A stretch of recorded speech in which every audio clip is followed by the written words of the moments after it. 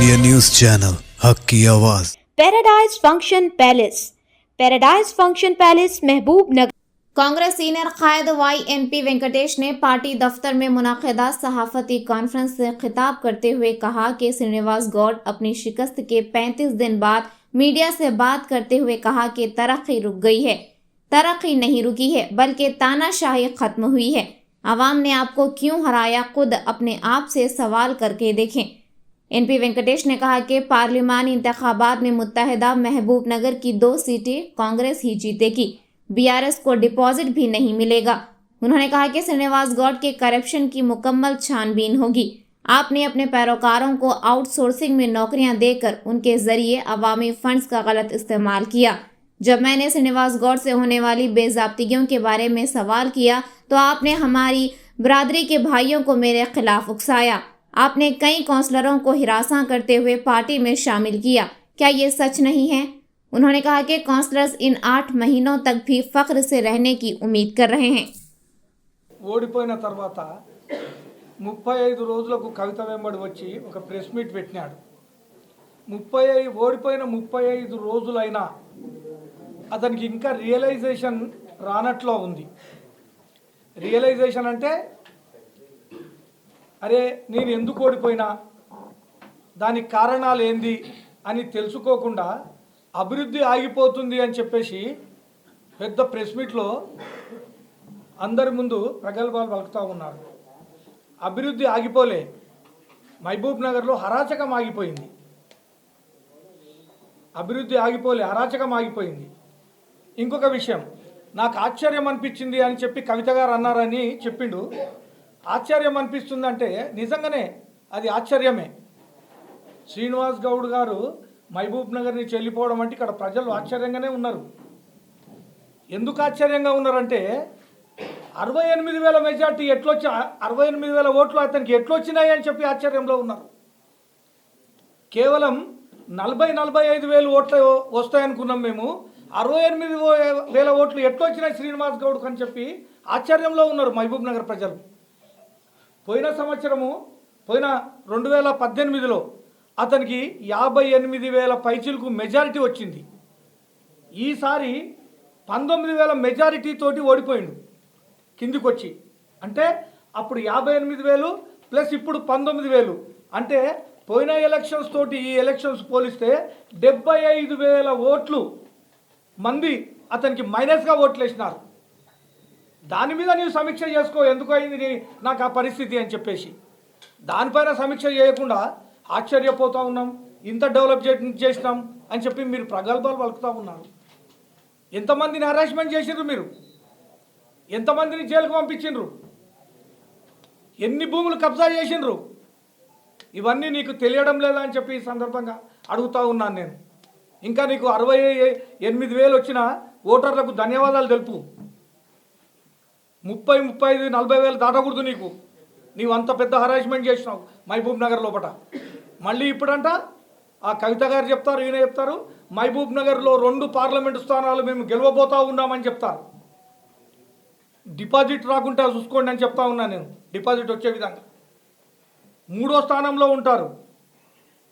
కాంగ్రెస్ 1వ స్థానం, BJP 2వ స్థానం, TRS 3వ స్థానంలో ఉంటుంది. శ్రీనివాస్ గౌడ్ గారు నిలబడతారా, KCR గారు నిలబడతారా, KTR గారు నిలబడతారా, ఎవరైనా నిలబడండి. మహబూబ్ నగర్ ప్రజలు బుద్ధి చెప్పడానికి కొరకు ఇక్కడ రెడీగా ఉన్నారని చెప్పేసి కూడా ఈ సందర్భంగా నేను తెలియజేస్తూ ఉన్నాను. ఆ ప్రెస్ మీట్లో లాస్ట్ 2-3 సెంటెన్స్లో ప్రశాంతంగా ఉన్న మహబూబ్ నగర్ను ప్రశాంతంగా ఉండనియండి అని చెప్పి మాట్లాడతాడు ఆయన. ప్రశాంతంగా ఉన్న మహబూబ్ నగర్ను ప్రశాంతంగా ఉండనియండి అని. మీరు చూడండి ఒకసారి ఆయన ప్రెస్ మీట్. ఇప్పుడు మహబూబ్ నగర్ చాలా ప్రశాంతంగా ఉంది. శ్రీనివాస్ గౌడ్ నీ ఉన్నప్పుడు భయంతో సెల్ ఫోన్లలో కాకుండా వాట్సాప్ కాల్లో మాట్లాడే సందర్భం మనకందరికీ తెలుసు. మన ప్రెస్ సోదరులు కూడా మన దగ్గర చాలామంది మాట్లాడినరు. అన్న వాట్సాప్ కాల్లో మాట్లాడతాను అన్న అని చెప్పి వాట్సాప్ కాల్లో మాట్లాడినరు. అప్పుడు ప్రశాంతంగా లేరు, వాట్సాప్ కాల్లో మాట్లాడినరు. ఇప్పుడు ప్రశాంతంగా ఉన్నారు కాబట్టి డైరెక్ట్ సెల్ ఫోన్లతో మాట్లాడుతున్నారు. వాట్సాప్ కాల్ లేవు అని చెప్పేసి ఒక్కసారి శ్రీనివాస్ గౌడ్ తెలుసుకో. ఇంకా నీవు రియలైజేషన్ నీకు రావడం లేదు. మొత్తం నాయనకనే ఉన్నారని చెప్పేసి ఇంకా మీరు ప్రగల్భాలు పలుకుతూ ఉన్నారు. మీరు ట్యాంక్ బండ్ ఆగిపోయింది అంటారు. ఇంకొకటి ముఖ్య విషయం ఏమంటే మన్నెంకొండ లోపట రోప్వే 100 కోట్లతోటి రోప్వే కడుతున్నాము, ఆ రోప్వే కడితే అక్కడ పెళ్ళిళ్ళు జరుగుతాయంటాడు. ఏమన్నా తెలివి ఉండి మాట్లాడుతున్నాడా, తెలివి లేకుండా మాట్లాడుతూ ఉన్నాడా? ఒకసారి మీరు ప్రెస్ మీట్ చూడండి, నేను చూసినాను, నేను 2 సార్లు చూసినాను నేను. ఆయన ఏం మాట్లాడతాడు, అక్కడ రోప్వే అయితే పెళ్ళిళ్ళు ఎక్కువ జరుగుతాయంట. రోప్వేతో ఏమైనా పెళ్ళిళ్ళు జరుగుతాయండి అంటే మతి భ్రమించింది. ఇంతకుముందు మా సోదరుడు చెప్పినట్లు ఎక్కడో నెల రోజులు దానికి పంపిస్తే అక్కడ ట్రీట్మెంట్ తీసుకుంటే బాగుంటుందని చెప్పేసి కూడా నా అభిప్రాయం. మీరు ఎంతమందిని పార్టీలో జాయిన్ చేసుకున్నారు?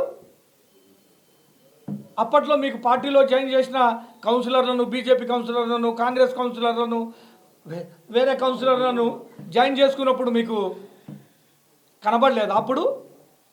ఇప్పుడు ఆ జాయినింగ్స్ గురించి మీరు ఏదో ప్రగల్భాలు వలుపుతూ ఉన్నారు.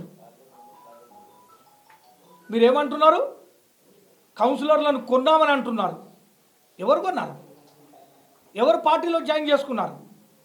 నీ మీద నమ్మకం లేక, నీతోటి వాళ్ళు ఆత్మ గౌరవాన్ని తాకట్లు పెట్టి భయంతో బయటికి చెప్పుకోలేక నీ వెనుక ఇన్ని రోజులు ఉన్నారు, 4 సంవత్సరాలు.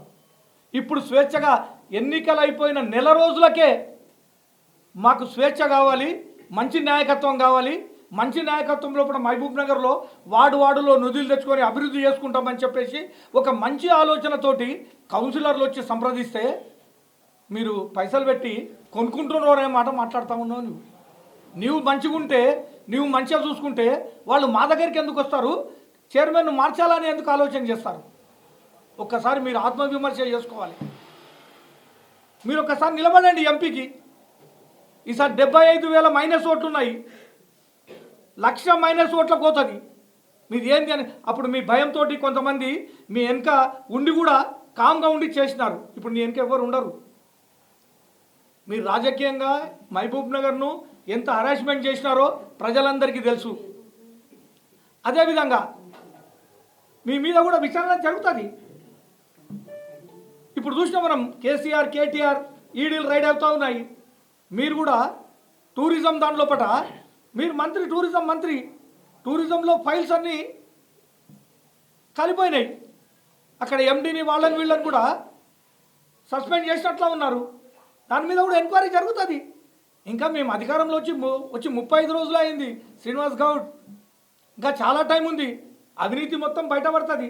ఇక్కడనే కాదు, హైదరాబాద్లో ఏమేమి జరిగినాయి అనేది మొత్తం బయటపడుతుంది. మీరు కొంతమందిని హాస్పిటల్ లోపల కానీ, యూనివర్సిటీ లోపల కానీ, వేరే డిపార్ట్మెంట్ లోపల ఈ అవుట్సోర్సింగ్ పేరు పైన కార్యకర్తలను జాయిన్ చేసుకొని అక్కడ వాళ్ళు సంతకం కూడా పెట్టకుండా నెల 15,000, 20,000 రూపాయలు తీసుకొని ఒక 50-100 మంది నీ చుట్టుముట్టు తిప్పుకున్న సందర్భం కాదా? అది ప్రజలు గమనిస్తలేరా? అంటే ఒక కార్యకర్త ఉంటే ఆర్టీఓ ఆఫీస్కి ఫోన్ చేయాలి, ఇతన్ని పెట్టుకోండి అంటే ఆర్టీఓ వాళ్ళకి పాపం మినిస్టరు ఏమనలేరు, పెట్టుకున్న తర్వాత వీడు నెల పోవాలి, సంతకం చేయాలి, పైసలు తీసుకొని రావాలి. ఈ నెంబర్ సోషల్ మీడియా పెట్టుకొని ఈ నెంబర్ తిరగాలి. అంటే నువ్వు చేసింది కరెక్టా అని చెప్పి ఈ సందర్భంగా నేను అడుగుతూ ఉన్నాను. నేను మహబూబ్ నగర్ ప్రజలు మొత్తము రియలైజేషన్ అయ్యి మొత్తము ఓడగొట్టాలనే ఆలోచనతోటి, ఇలాంటి దుర్మార్గులు మహబూబ్ నగర్లో ఉండకూడదు అనే ఆలోచనతోటి ఓడగొట్టి పంపిస్తే కూడా మీకు రియలైజేషన్ కావడం లేదు అని చెప్పేసి ఈ సందర్భంగా చెప్తా ఉన్నాను. నేను ఇంకొక మాట కూడా చెప్తా ఉన్నాను. శ్రీనివాస్ గౌడ్, మీరు మతాల మధ్యలో చిచ్చు పెడుతుంది, కులాల మధ్యలో చిచ్చు పెడుతుంది. టీఆర్ఎస్ పార్టీలో మహబూబ్ నగర్ స్థానికుడు ఇమ్తియాజ్, అతనికి మైనారిటీ కార్పొరేషన్ చైర్మన్ ఇస్తే అతనికి ఇక్కడ సన్మానం చేయలేని సందర్భం. సన్మానం చేయాలని చెప్పి వాళ్ళు రాత్రి బ్యానర్లు అందరూ మైనారిటీ సోదరులు పెట్టుకుంటే అవసరం లేదు అని చెప్పి నీవు సన్మానం చేయించలేదు. అంటే నీ ఒక్కడవే కర్త కర్మ క్రియ, నేను ఒక్కనే, అందరూ బానిసలు, నేను ఒక్కనే రాజును అనే విధంగా నీవు బిహేవ్ చేసినవా లేదా? నీవు మైనారిటీ సోదరులకు వ్యతిరేకివా కాదా? నీవు మైనారిటీలకు ఎవరికైనా సముచిత స్థానం ఇచ్చినావా? ఎవరికి ఇవ్వలేదు. ఇమ్తియాజ్ అనేటతను ఏ పార్టీలోనైనా ఉండనివ్వండి, స్థానికుడు, మహబూబ్ నగర్లో పుట్టి పెరిగిన అతడు. అతనికి మైనారిటీ చైర్మన్ కార్పొరేషన్ చైర్మన్ ఇస్తే కూడా సన్మానం చేయలేని పరిస్థితి. అంటే నీవే ఏ విధంగా నీ పార్టీలో ఉన్న వాళ్ళను అదేవిధంగా ఇతర పార్టీలో ఉన్న వాళ్ళను వేధించినావు అనే దానికి ఇది ఒక్కటే నిదర్శనం. మళ్ళీ ఈసారి మైనారిటీస్ ఓట్లు వేయలేదంటాడు. రెడ్డి సోదరులు ప్రతి మీటింగ్లో ఒకట అగ్రకులాలని నువ్వు మాట్లాడలేదా? ఒకసారి ప్రెస్ మీట్లో చూడండి. అంటే అగ్రకులాలు ఓట్లు వేయరా? అదేవిధంగా మొన్న ఎన్నికల్లో కూడా కొంతమంది రెడ్డి సోదరులు శ్రీనివాస్ గౌడ్ అభివృద్ధి చేస్తూ ఉన్నారు, అతనికి ఓట్లు వేయండి అని చెప్పి ప్రెస్ మీట్ పెట్టిపించినావు. మళ్ళీ అదే రెడ్డి సామాజిక వర్గము యూనియన్ వాళ్ళు వచ్చేసి మాది అది ఒపీనియన్ కాదు, మీరు ఎవరికైనా ఓట్లు వేసుకోవచ్చు అని వాళ్ళు ప్రెస్ మీట్లో చెప్పిండ్రు. అంటే రెడ్డి సోదరులను విడదీసినావు, ముదిరాజులను విడదీసినావు. ఇంకో ఆశ్చర్యకరమైన విషయం ఏమంటే నేను చెప్తా ఉన్నాను, నేను ప్రెస్ మీట్ పెట్టి ఎన్పి వెంకటేష్గా నేను ప్రెస్ మీట్ పెట్టి శ్రీనివాస్ గౌడ్ నువ్వేం చేస్తున్నావు, నీ అరాచకాలు మాను, మీ భూ కబ్జాలు మాను, మీ పోలీస్ వ్యవస్థను ఉపయోగించుకునే వ్యవస్థను మాను అని చెప్పి నేను చెప్తే అతడు నాకు డైరెక్ట్గా ఆన్సర్ ఇవ్వకుండా నా సామాజిక వర్గానికి చెందిన వాళ్ళను మా ముదిరాజులను ప్రెస్ మీట్ పెట్టిపించి మా మీద మాట్లాడించిన సందర్భం.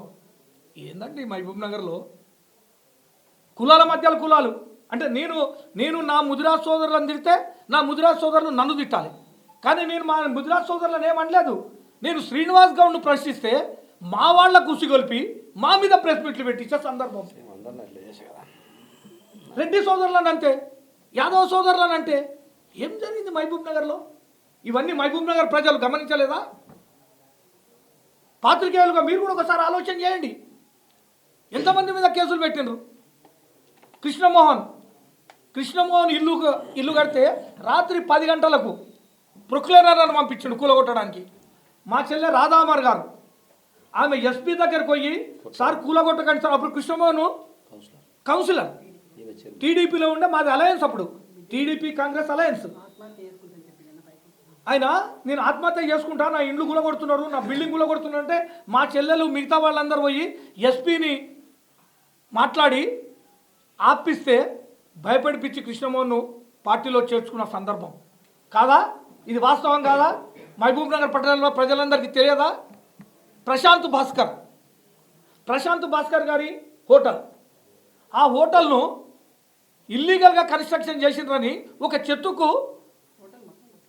హోటల్ మొత్తాన్ని కూడా కొంత సగ భాగాన్ని కూల్చిన తర్వాత అతడు పోయి ప్రాపర్టీ పోతుంది అని చెప్పేసి శ్రీనివాస్ గౌడ్ గారితో కండు వేసిన తర్వాత మళ్ళీ బిల్డింగ్ యథావిధిగా కట్టుకున్నారు. ఇప్పుడు బిజినెస్ జరుగుతూ ఉంది. అదేవిధంగా మక్సూద్ కూడా ఎస్విఎస్ హాస్పిటల్ పక్కల కూలగొట్టేసిండు షెడ్ను. అతడు పోయి మాట్లాడితే మళ్ళీ ఇప్పుడు షెడ్ కట్టుకున్నారు. కోట రామచంద్రపూర్ నరసింహారెడ్డి గారిని ఇల్లీగల్గా జడ్చర్ల గౌడు అనేట అతనితో కేసు వేయించి అతన్ని 2-3 కేసులు వేయించి లొంగ తీసుకొని పార్టీలో జాయిన్ చేసుకున్న సందర్భం. నీవు ఎంతమందిని జాయిన్ చేసుకున్నావు మహబూబ్ నగర్లో? నీ భయభ్రాంతులకు గురైన వాళ్ళందరూ ఈరోజు నీకు వ్యతిరేకంగా పనిచేసి నిన్ను తక్కువ మెజార్టీ ఓట్లు వచ్చేటట్టు చేసి నిన్ను ఇక్కడి నుంచి తోలించిన సందర్భం కాదా శ్రీనివాస్ గౌడ్ అని అడుగుతూ ఉన్నాను నేను. ఇప్పటికీ నీకు రియలైజేషన్ రాకపోతే ఇక నిన్ను దేవుడే రక్షించాలి, ఎవరు రక్షించరు అని చెప్పేసి కూడా ఈ సందర్భంగా తెలియజేస్తూ ఉన్నాను నేను.